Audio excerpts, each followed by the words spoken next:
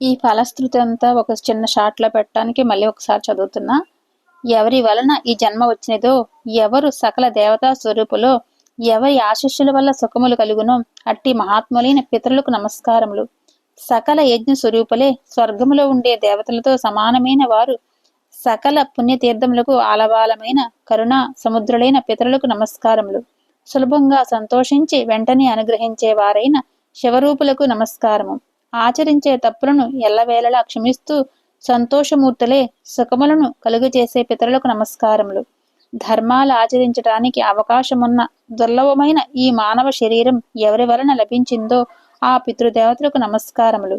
ఎవరిని చూసినంతనే అనేక తీర్థ స్నానములు, తపస్సులు, హోమాలు, జపములు చేసిన ఫలితము కలుగునో మహాగురువులకు కూడా గురువులైన పితృదేవతలకు నమస్కారములు. ఎవరిని నమస్కరించినా, తర్పణాదులు చేసినా అవి వందల కొలది అశ్వమేధ యాగములతో సమానమో అటువంటి పితరులకు నమస్కారము. సర్వం శ్రీ పరమేశ్వరాత్మస్తు. పితృదేవతల శ్లోకం అది చెప్పుకున్నాం. నెక్స్ట్ పితృదేవతలు సంతృప్తి చెందేందుకు పితృదేవతాభ్యో నమః అనుకున్నా సరిపోద్దన్నమాట. పితృదేవతాభ్యో నమః అంటే పితృదేవతలందరూ వచ్చేస్తారు. అసలైన పితృదేవతలు ఉంటారు, మన పితృదేవతలు ఉంటారు. కాబట్టి పితృదేవతాభ్యో నమః అనే శ్లోకాన్ని చెప్పారు. ఆ శ్లోకం పెద్ద శ్లోకం చదువుకుంటే ఇంకా మంచిది. పితృదేవతలారా మీకు నమస్కారం అని అట్లా. దీంతో పాటు స్వధ అనే నామాన్ని కూడా ఉచ్చరించడం వల్ల కూడా మంచిదంట. పితృదేవతలు సంతృప్తి పరుస్తుంది అన్నమాట. పితృదేవతలకు ఎప్పుడు కూడా ఆహారం సమర్పించి వారి ఆశీర్వాదాలు పొందడం కూడా ఒక మార్గం అన్నమాట. ఎట్లా మనం రోజు భోంచేసే ముందు పితృదేవతలకి కొంచెం ఇంత ముద్ద బయట పెడితే మంచిదన్నమాట. ఓం పితృదేవతాయ నమః అనుకుని.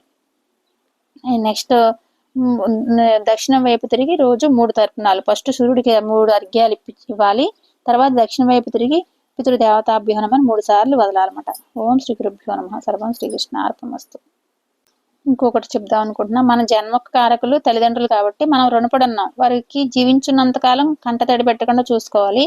మన వలన వాళ్ళు ఏ రోజు కష్టపడకూడదు, బాధపడకూడదు. అంతేకాదు వారు మరణించిన పిదప కూడా శ్రాద్ధ కర్మలు, పిండ ప్రదాన వంటి కర్మలను తిదినాడు విధిగా నిర్వహిస్తూ పితృలను తీర్చుకోవాలి.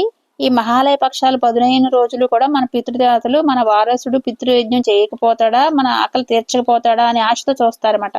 పితృయజ్ఞం చేసిన వారికి వారసునికి సకల ఐశ్వర్యాలు కలగాలని, పిల్లా పావులతో ఆనందంగా ఉండాలని దీవిస్తారు వాళ్ళు.